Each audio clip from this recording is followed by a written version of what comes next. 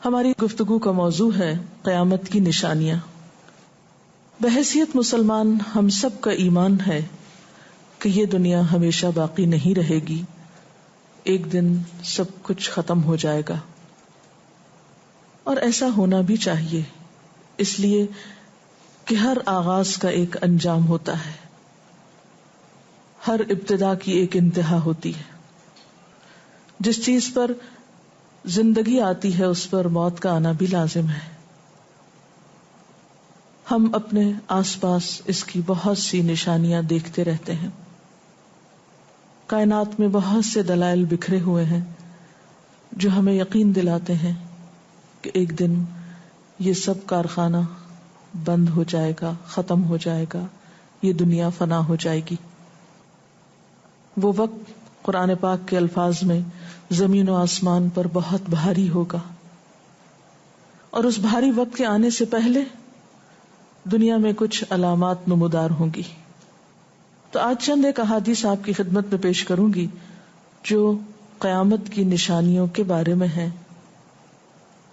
اس سے ایک تو ہمیں اپنے عمل کا جائزہ لینے کا موقع ملے گا، دوسرے ان سے یہ بات سامنے آتی ہے کہ نبی صلی اللہ علیہ وسلم کی باتیں کتنی سچی باتیں تھیں۔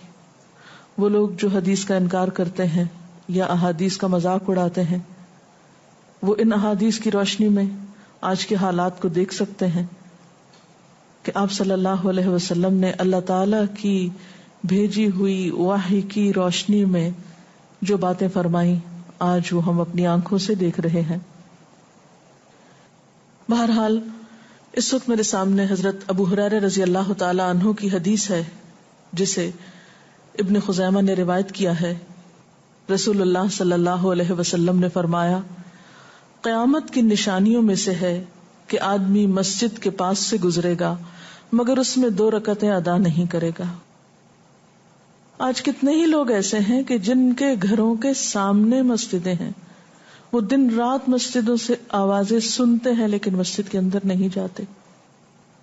نبی صلی اللہ علیہ وسلم کے زمانے میں اس بات کا تصور ہی نہیں تھا کہ کوئی شخص اپنے آپ کو مسلمان کہے اور پھر وہ نماز نہ پڑھے۔ اسی لیے ہم دیکھتے ہیں کہ منافقین ہر حال میں مسجد میں پہنچتے تھے، بلکہ انہوں نے اپنی ایک الگ مسجد بھی بنائی تھی یا مسجد نامی عمارت بنائی تھی۔ لیکن قیامت کے نزدیک مسجدوں کے پاس سے گزرنے والے مسجد نہیں جائیں گے۔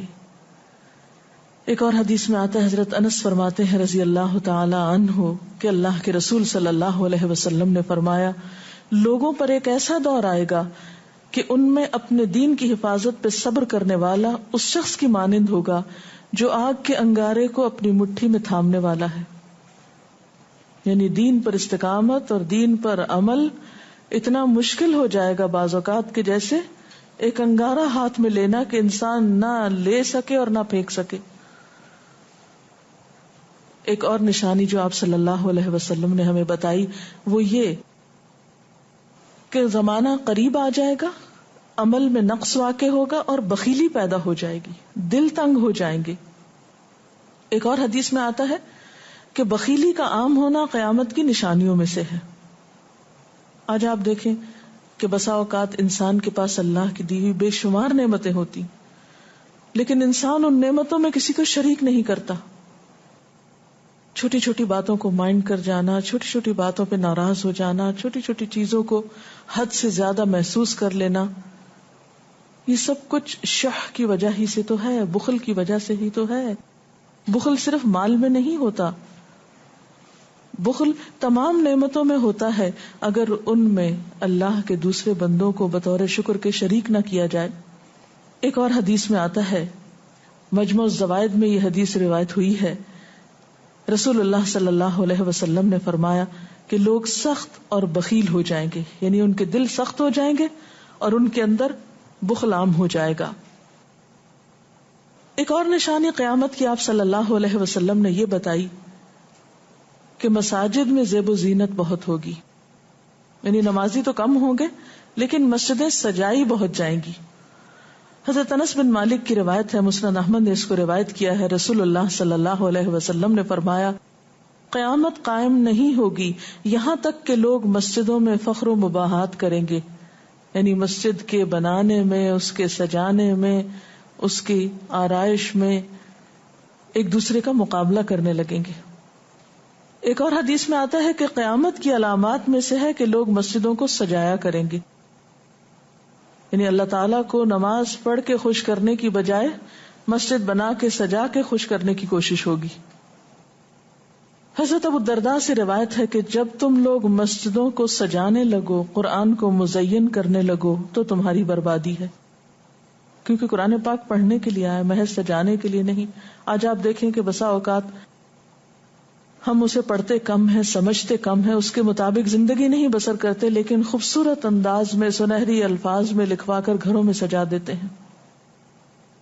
تو قرآن پاک سجانے کے لیے نہیں آیا، وہ تو ہدی للناس ہے، ساری انسانیت کی ہدایت کے لیے آیا ہے، لیکن ہم نے اس کا بس اتنا ہی فائدہ اٹھایا کہ اسے خوبصورت انداز میں لکھ کے تاکوں میں سجا دیا۔ اسی طرح ایک اور نشانی کہ انسان حلال حرام کی پرواہ نہیں کرے گا۔ رسول اللہ صلی اللہ علیہ وسلم نے فرمایا، صحیح بخاری کی روایت ہے، لوگوں پہ ایسا وقت ضرور آنے والا ہے کہ آدمی اس بات کی بالکل فکر نہیں کرے گا کہ جو مال اس نے حاصل کیا ہے وہ حلال ہے یا حرام ہے، یعنی کس ذریعے سے حاصل کیا ہے۔ ایک اور حدیث میں آتا ہے کہ قیامت سے پہلے سود پھیل جائے گا۔ ایک اور روایت میں آتا ہے کہ ہر شخص تک اس کا کچھ نہ کچھ غبار پہنچے گا، یعنی کچھ لوگ تو براہ راست اس میں انوالو ہوں گے اور کچھ لوگ انڈائریکٹلی اس سے متاثر ہوں گے۔ اسی طرح قیامت کی نشانیوں میں سے ایک اور نشانی دیگر امتوں کی مشابہت اور تقلید ہوگی۔ حضرت ابو سعید رضی اللہ تعالی عنہ سے روایت ہے، رسول اللہ صلی اللہ علیہ وسلم نے فرمایا، تم اپنی سابقہ امتوں کی ایک ایک بالشت اور ایک ایک گز میں اتباع کرو گے، یعنی چھوٹے سے چھوٹے معاملے میں اور بڑے سے بڑے معاملے میں ان کی پیروی کرو گے، حتیٰ کہ اگر وہ کسی سانڈے کے سوراخ میں داخل ہوئے ہوں گے، یعنی گوہ کے سوراخ میں، تو تم بھی ان کی پیروی کرو گے، اس سوراخ میں بھی گھسو گے۔ ہم نے پوچھا، یا رسول اللہ صلی اللہ علیہ وسلم، کیا آپ کی مراد یہود و نصارہ ہیں؟ فرمایا، پھر اور کون؟ اور آج ہم مسلمان دیکھ سکتے ہیں کہ ہم کس کی پیروی کر رہے ہیں، کتاب اللہ اور سنت رسول اللہ صلی اللہ علیہ وسلم کی یا کسی اور کی۔ قیامت کی نشانیوں میں سے ایک نشانی زلزلے بکثرت آئیں گے۔ حضرت ام سلمہ سے روایت ہے، مسند احمد میں یہ روایت آتی ہے، رسول اللہ صلی اللہ علیہ وسلم نے فرمایا، قیامت سے پہلے موت کی سخت وبا پھیلے گی، پھر زلزلوں والے سال آئیں گے۔ ایک اور روایت میں آتا ہے، قیامت کی نشانیوں میں سے ہے کہ ناگہانی موت کثرت کے ساتھ ہوگی، یعنی اچانک ڈیتھ، یکا یک بیٹھے بیٹھے فوت ہو گئے۔ امام بخاری نے اس حدیث پر کچھ شعر بھی لکھے ہیں جن کا ترجمہ ہے، فارغ وقت کو غنیمت سمجھ کر کچھ رکوع کر لو، یعنی فارغ بیٹھنے سے بہتر ہے کچھ نوافل پڑھ لو، قریب ہے کہ تیری موت اچانک واقع ہو۔ تم کتنے ہی صحت مند لوگوں کو دیکھتے ہو جن کی صحت مند جانیں اچانک فوت ہو جاتی ہیں، یعنی ختم ہو جاتی ہیں۔ حافظ ابن حجر عسقلانی جنہوں نے بخاری کی شرح لکھی ہے فتح الباری، وہ کہتے ہیں یہ عجیب اتفاق ہے کہ امام بخاری خود بھی اسی طرح اچانک فوت ہوئے تھے، یعنی اچانک موت جو ہے وہ کسی پر بھی آ سکتی ہے، کوئی نیک ہو یا بد ہو۔ ہم یہ نہیں کہہ سکتے کہ ہم بہت نیک ہیں یا ہم بڑے اچھے کام کرتے ہیں تو ہمارے ساتھ یہ معاملہ نہیں ہو سکتا، یہ کسی کے ساتھ بھی ہو سکتا ہے۔ اس لیے جو وقت آج ہمیں حاصل ہے، جو لمحات آج ہمیں ملے ہیں، ان کو غنیمت سمجھیں اور نیکی کے کام میں پیچھے نہ رہیں۔ پھر قیامت کی نشانیوں میں سے ایک نشانی یہ بھی بتائی گئی کہ لوگ جان پہچان والوں کو بس سلام کریں گے۔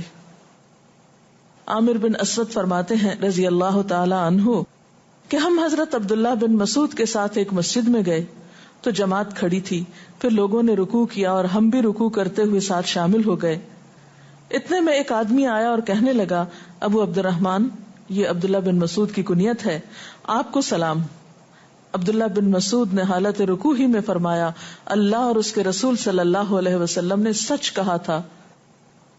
نماز کے اختتام پر کچھ لوگوں نے آپ سے پوچھا کہ آپ نے فلاں شخص کے سلام پر یہ کیوں کہا کہ صدق اللہ و رسول، اللہ اور اس کے رسول صلی اللہ علیہ وسلم نے سچ کہا۔ ابن مسعود نے فرمایا، میں نے نبی صلی اللہ علیہ وسلم سے سنا کہ قیامت کی نشانیوں میں سے ہے کہ سلام صرف پہچان والوں کو کیا جائے گا۔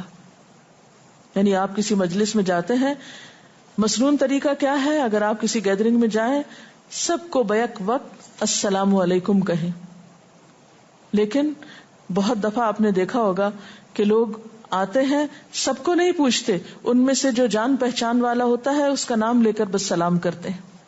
پھر اسی طرح ایک اور نشانی یہ کہ لوگ دعا اور طہارت میں زیادتی کریں گے۔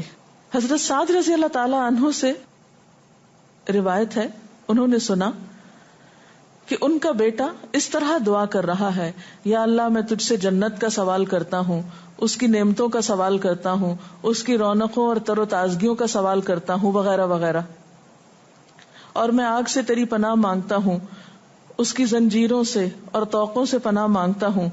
تو حضرت سعد نے فرمایا، تم نے اللہ تعالیٰ سے خیر کثیر کا سوال کیا ہے اور ضرر کثیر سے پناہ مانگی ہے، جبکہ میں نے رسول اللہ صلی اللہ علیہ وسلم سے سنا کہ ان قریب ایسے لوگ ہوں گے جو دعا میں زیادتی کریں گے۔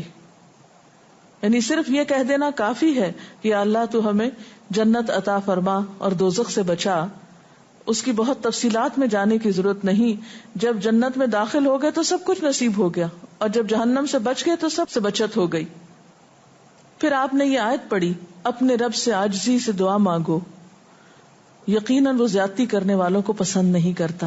یعنی دعاؤں میں زیادتی اور اس قسم کی تفصیلات یہ پسندیدہ نہیں ہے۔ تمہیں یہی کافی تھا کہ تم یوں کہتے، یا اللہ میں تجھ سے جنت اور ہر اس قول و عمل کا سوال کرتا ہوں جو جنت کے قریب کر دے، اور میں تیری پناہ چاہتا ہوں جہنم سے اور ہر اس قول و عمل سے جو جہنم کے قریب کرے۔ تو اتنا کہنا کافی تھا۔ پھر قیامت کی نشانیوں میں سے ایک نشانی آپ صلی اللہ علیہ وسلم نے یہ بھی بتائی کہ نااہل حاکم مقرر کیے جائیں گے۔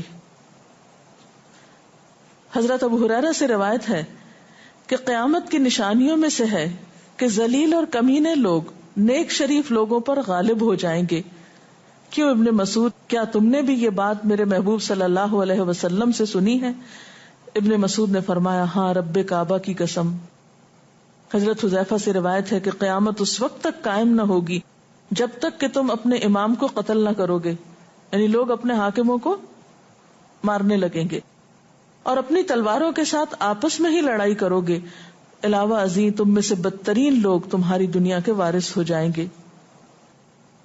اسی طرح قیامت کی نشانیوں میں سے ایک نشانی یہ بھی ہے، حضرت عبداللہ بن مسعود سے مروی ہے کہ رسول اللہ صلی اللہ علیہ وسلم نے فرمایا، قیامت کے قریب صرف مخصوص لوگوں کو سلام کیا جائے گا۔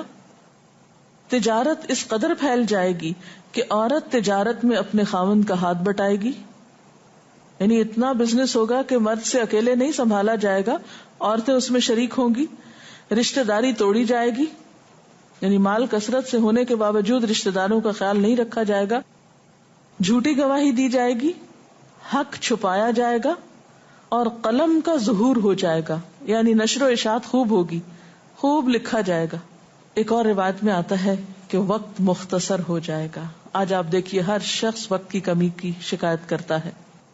حضرت ابو ہریرہ رضی اللہ تعالیٰ عنہ سے روایت ہے، رسول اللہ صلی اللہ علیہ وسلم نے فرمایا، قیامت قائم ہونے سے پہلے یہ نشانی ظاہر ہوگی کہ زمانہ قریب آ جائے گا، یتقارب الزمان، سال مہینے کی طرح، مہینہ ہفتے کی طرح، ہفتہ دن کی طرح، اور ایک دن ایک گھنٹے کی طرح، اور ایک گھنٹہ آگ کے شعلے کی طرح تیزی سے گزرنے والا ہو جائے گا۔ اور آج آپ دیکھیے کہ اللہ کے رسول صلی اللہ علیہ وسلم کی یہ بات کتنی سچ معلوم ہوتی ہے کہ ہر شخص وقت کی کمی کا شکار ہے، اور پتہ ہی نہیں چلتا ہفتہ گزر گیا، پتہ ہی نہیں چلتا مہینہ گزر گیا، پتہ ہی نہیں چلتا سال گزر گیا، پتہ ہی نہیں چلتا اتنی عمر گزر گئی، کل کی بات لگتی ہے۔ اور انڈائریکٹلی یہ اشارہ اس بات کی طرف کہ زندگی کی رفتار بہت تیز ہو جائے گی، یعنی فاسٹ لائف جس کو آپ کہتے ہیں اس کا شکار ہو جائے گا. ایک اور روایت میں آتا ہے کہ دنیا محبوب ہو جائے گی، موت سے نفرت ہو جائے گی. حضرت ابو ہریرہ سے روایت ہے، رسول اللہ صلی اللہ علیہ وسلم نے حضرت ثوبان سے فرمایا، اے ثوبان، اس وقت تمہارا کیا حال ہوگا جب دوسری امتیں تم پر اس طرح ٹوٹ پڑیں گی جس طرح تم کھانے کے برتن پہ ٹوٹ پڑتے ہو. ثوبان نے کہا، میرے ماں باپ آپ پہ قربان، اے اللہ کے رسول صلی اللہ علیہ وسلم، کیا اس وقت ہم تعداد میں کم ہو جائیں گے؟ فرمایا، نہیں، بلکہ تم کثرت میں ہوگے، لیکن اللہ تعالیٰ تمہارے دلوں میں وہن ڈال دے گا. صحابہ نے پوچھا، یا رسول اللہ صلی اللہ علیہ وسلم، وہن کیا چیز ہے؟ آپ نے فرمایا، دنیا سے محبت اور جہاد سے نفرت. اور ایک روایت میں آتا ہے، دنیا سے محبت اور موت سے نفرت. اسی طرح نیک لوگ آہستہ آہستہ کم ہو جائیں گے. رسول اللہ صلی اللہ علیہ وسلم نے فرمایا، نیک لوگ یکے بعد دیگرے رخصت ہوتے جائیں گے، فوت ہوتے جائیں گے. فضول لوگ باقی رہ جائیں گے، بیکار، نکمے. جس طرح جو کا بھوسا یا ردی کھجور باقی رہ جاتی، اللہ تعالیٰ ان فضول لوگوں کی کچھ پرواہ نہ کرے گا. کوڑے کرکٹ کی طرح ہوں گے جن کی کچھ پرواہ نہ کرے گا کہ ان کو پھینک دیا جائے یا کاٹ دیا جائے یا کہیں جلا دیا جائے. ایسے لوگوں کی اللہ تعالیٰ کو کچھ بھی ضرورت نہیں ہو. حضرت عمرو بن شعیب اپنے والد سے اور اپنے دادا سے روایت کرتے ہیں، رسول اللہ صلی اللہ علیہ وسلم نے فرمایا، لوگوں پر ایک ایسا وقت آئے گا کہ ان کی خوب چھانٹی صفائی کی جائے گی تو فضول لوگ باقی رہ جائیں گے اور نیک لوگ ختم ہو جائیں گے. پھر آپ نے اپنے دونوں ہاتھوں کی انگلیوں کو آپس میں ملا کر فرمایا، اس طرح ان کے وعدے اور امانتیں خلط ملط ہو کر رہ جائیں گے اور وہ اختلافات کا شکار ہو جائیں گے. یعنی نہ ان میں وعدوں کا پاس ہوگا، نہ امانتوں کی ادائیگی کا احساس ہوگا، اور وہ ایک ہی چیز جانیں گے اور وہ لڑائی جھگڑا، اختلافات. کیونکہ کوڑا کرکٹ ہے نا، کوئی وزن تو اس کا ہے نہیں، کوئی اصول تو ہے نہیں، کسی نیک کام میں استقامت تو ہے نہیں. بس جدھر کو پانی جا رہا ہے اس پہ بہ رہے ہیں، ہوا چل رہی ہے اس پہ اڑ رہے ہیں. تو ایسے نکمے اور بیکار لوگ باقی بچیں گے اور پھر ایک دن دنیا اپنے اختتام کو پہنچ جائے گی. ہر گھر میں فتنہ داخل ہو جائے گا. حضرت عوف بن مالک فرماتے ہیں کہ میں غزوہ تبوک کے موقع پر رسول اللہ صلی اللہ علیہ وسلم کی خدمت میں حاضر ہوا، جبکہ آپ اس وقت چمڑے کے ایک خیمے میں تشریف فرما تھے. آپ نے فرمایا، قیامت کی 6 نشانیاں گن لو. پھر ایک ایسا عام اور تباہ کن فتنہ ہوگا کہ عرب کا کوئی گھر بھی اس کی لپیٹ میں آنے سے محفوظ نہ رہ سکے گا. تو اللہ تعالیٰ سے دعا ہے کہ وہ ہمارے ایمان اور عمل کی حفاظت فرمائے اور ہمیں نیکی کی توفیق عطا فرمائے، اپنی ذمہ داریوں کو صحیح معنوں میں پورا کرنے کی توفیق عطا فرمائے. اگر آپ کے ذہن میں کوئی سوال ہو تو آپ کر سکتے ہیں. جو لوگ قیامت کی ان علامات کا مذاق اڑاتے ہیں اور کہتے ہیں کہ یہ حالات تو بہت عرصے سے ہیں، قیامت آنی ہوتی تو آج بھی ہوتی، تو ہم کیا کر سکتے ہیں، انہیں کیسے سمجھا سکتے ہیں؟ دیکھیے کہ جو لوگ مذاق اڑانے پر تل جاتے ہیں ان کا کوئی علاج نہیں. نبی صلی اللہ علیہ وسلم کے زمانے میں بھی ایسے لوگ موجود تھے جو دین کے شاعر کا مذاق اڑاتے تھے. قرآن نے ایسے لوگوں کو منافق بتایا ہے. اور بات یہ ہے کہ جب قیامت آئے گی تو پھر کسی سے پوچھ کر نہیں آئے گی، اس کا وقت تو اللہ تعالیٰ کو معلوم ہے، اور جب آ جائے گی تو کوئی اس سے فرار حاصل نہیں کر سکے گا. آج ہمیں اللہ تعالیٰ نے اختیار دیا ہے، چاہیں تو کسی چیز کو مانیں اور چاہیں تو انکار کر دیں، لیکن جب اصل حقیقت سامنے آئے گی تو پھر ہم انکار نہ کر سکیں گے. آپ نے بتایا کہ قیامت کی نشانیوں میں ہے کہ طہارت میں بھی زیادتی کی جائے گی، تو اس سے کیا مراد ہے؟ اس کا معنی یہ ہے کہ لوگ طہارت حاصل کرتے وقت وسائل یا ریسورسز کو بہت ضائع کریں گے. مثلا یہ کہ وضو کرتے وقت بہت زیادہ پانی لنڈھانا، بہت صابن گرانا، اسی طرح نہاتے وقت بہت پانی ضائع کرنا. نبی صلی اللہ علیہ وسلم کے زمانے میں پانی کی قلت بھی ہوتی تھی، لیکن اس کے باوجود آپ صلی اللہ علیہ وسلم کی تعلیمات میں ہے یہ بات کہ ایک شخص کو آپ نے فرمایا تھا کہ خواہ تم دریا کے کنارے بیٹھے ہو پھر بھی وضو کے لیے اتنا ہی پانی لو جتنا تمہاری ضرورت ہے، یعنی بہت زیادہ پانی ضائع نہ کرو.